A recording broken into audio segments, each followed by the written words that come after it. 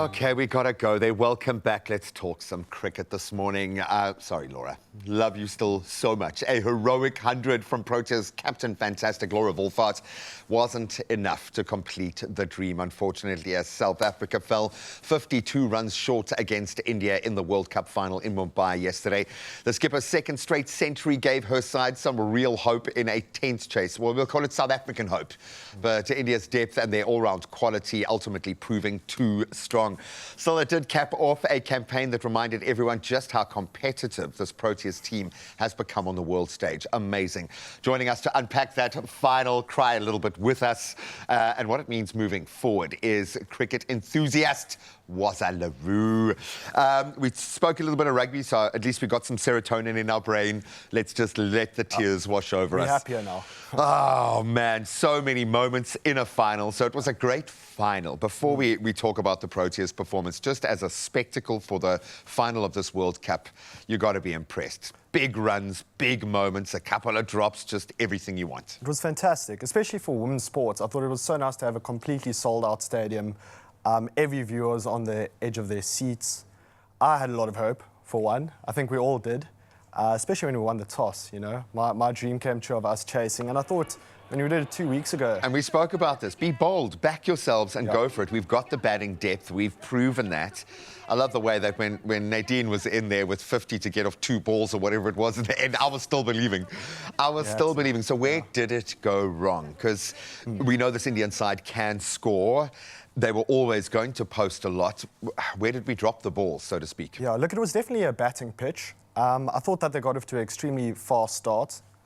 In the first 20, I mean, they didn't even lose a wicket until after 110 runs. So you almost felt like if they got an early wicket, there might have been a way in. A bit more of an edge, yeah. And we were always second best, let's be honest, on the day. I don't think at any point in that game we thought we were well ahead of it, where maybe we stood a chance, but we're never ahead of the game.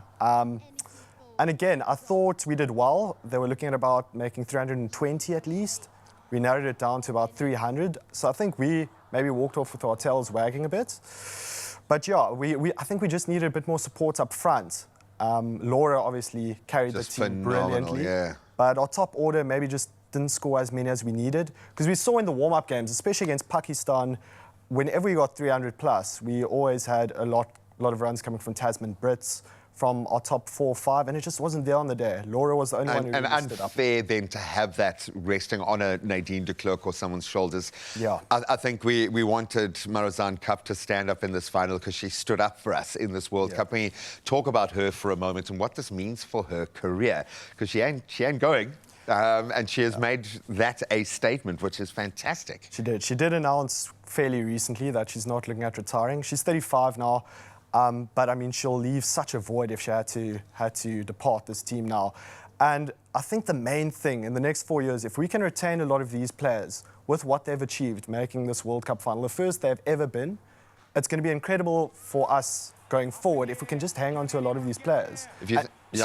She's absolutely crucial towards the leadership group within the team. Very much. And the experience that she brings towards it. And I'm thinking she's probably just a commodity now in the shortest format of the game with her death bowling, the way that she can control an innings, her explosive batting. Yeah. She's probably prime property at the moment in the shorter format. For the South African woman, this is an opportunity. They've been on the world stage now. We know the women's game has lit up in the T20 space when you think of the big bashes and what's happening. What does this mean for the Proteas moving forward? Getting this validation, a World Cup final against an Indian side that is, I think, the best in the world. They've proven it, yeah, but they've been earning this right for a while now. Look, it can only work towards our benefit going forward. I can see a lot of our players getting bigger contracts now. Money. Yeah, well, great money as well. But I mean, they'll be playing all over the world. So they'll adapt a lot easier to certain conditions, like playing in India. A lot of them, it would have been their first time. Obviously, our more experienced players would have played in India, like Marizanne Kapp and Laura Wolfart. But I mean, so many other players I thought in the team stood up. We saw Malaba bowl extremely well throughout the tournament. I mean, Marizanne Kapp goes without saying, with the bat and ball, she's so reliable. Oh, I'm just looking at Laura's face. I mean, I would have loved to have heard what that coaching team said in that dressing room, or if anything needed to be said, because the ladies really stood up for each other in critical moments. And there were some failures, yes, but I love the way we bounced back, for instance, from the England defeat early on, to go back and beat them in such an emphatic style. You've got to be proud to be South African in moments like this, but it also feels like we keep doing women's sport, in particular cricket, a favour by showing what you can achieve. So hopefully we're going to see a lot of South Africans and everyone else at the airport when the ladies return home.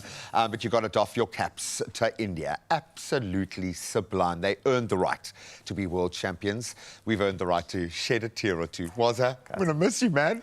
Graham, it's been a pleasure. I've absolutely loved my time here. Hopefully we won't be crying over the rugby that we talk about at the end of this week. But thank you so much, my brother. And to everyone else who's informed this incredible Proteas journey, well done, ladies. Laura, I'm sorry. We love you.